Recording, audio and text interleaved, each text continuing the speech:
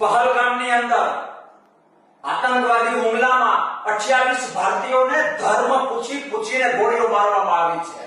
એની નિંદા કરું છું। હું જાણું છું કે આ સમય નિંદાનો નથી, આ સમય બોલવાનો કે બકવાસ કરવાનો નથી, પણ મારે બે વાત ચોક્કસ કરવી છે। પહેલા તો દેશના મુસ્લિમ ભાઈઓને કહેવું છે કે આ કરનારા નરાધમો સૌપ્રથમ તમારા દુશ્મનો છે।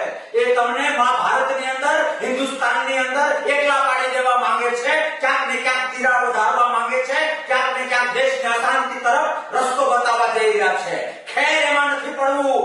સરકારને મારે વિનંતી કરવી છે કે ગોતીને વિધિ નાખજો, ગોતીને વિધિ નાખજો। અને માત્ર વાતો નહીં, જો કદાચ જરૂર પડે અને આ ઘટના માટે, આ હત્યાકાંડ માટે જો પાકિસ્તાન જવાબદાર હોય તો યુદ્ધ જાહેર કરો।